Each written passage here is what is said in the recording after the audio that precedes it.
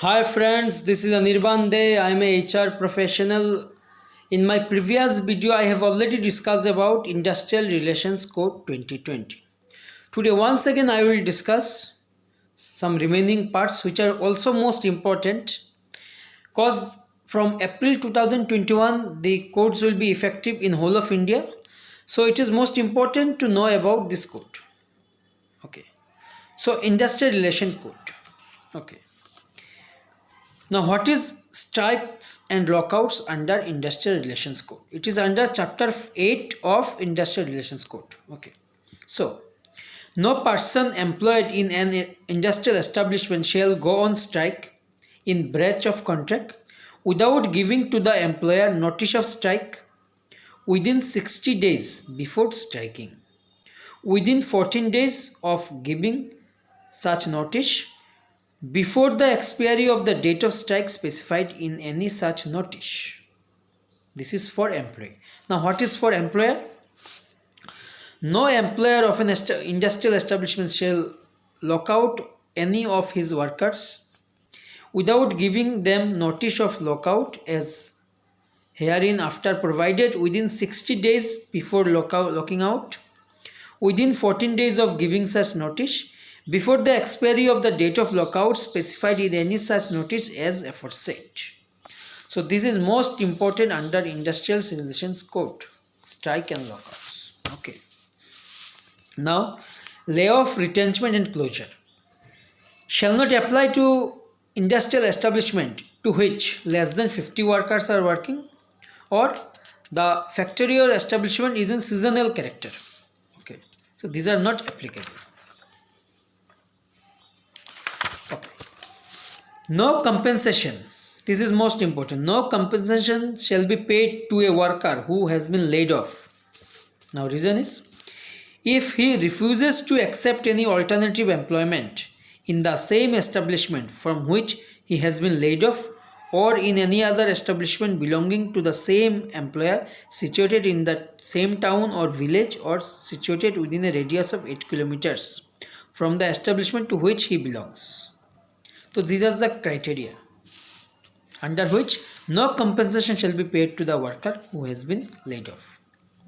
Now, no worker employed in any industry who has been in continuous service for not less than 1 year under an employer shall be retained by them employer until the worker has been given 1 month's notice in writing indicating the reason for retrenchment and the period of notice has expired, or the worker has been paid in lieu of such notice wages for the period of the notice. The worker has been paid at the time of retrenchment compensation which shall be equivalent to 15 days average pay.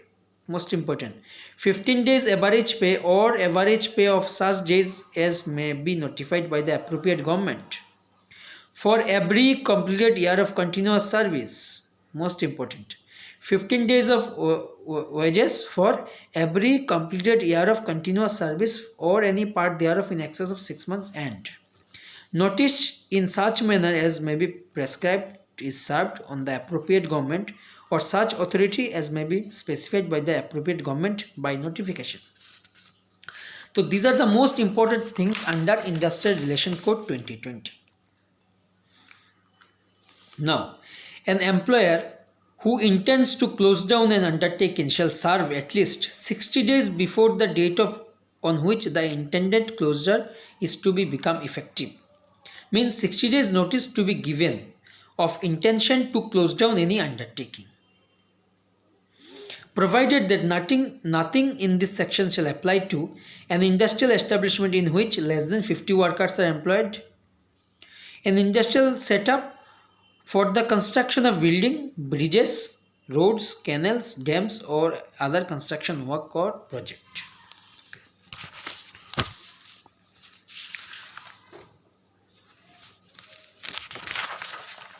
Now, worker reskilling fund. It is under chapter 9, worker reskilling fund.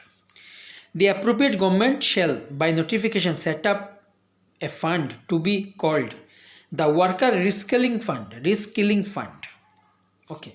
The fund shall consist of the contribution of the employer of an industrial establishment an amount equal to 15 days wages last drawn by the worker immediately before the retrenchment or such other number of days as may be notified by the central government for every retrenched worker in case of retrenchment only. The contribution from such other sources as may be prescribed by the appropriate government. The fund shall be utilized by crediting 15 days wages last drawn by the worker to his account who is retrenched within 45 days of such retrenchment in such manner as may be prescribed. So this is the most important thing and new thing, worker reskilling fund. 15 days wages should be given against worker reskilling fund within 45 days of retrenchment. So this is the most important thing. So in my two videos I have already covered some important things or points of industrial relations code, but as I have told, it's a vast area to discuss. You have to go through many times this code, then only you can understand the entire thing. But still I have tried my level best to provide you some information in my two videos.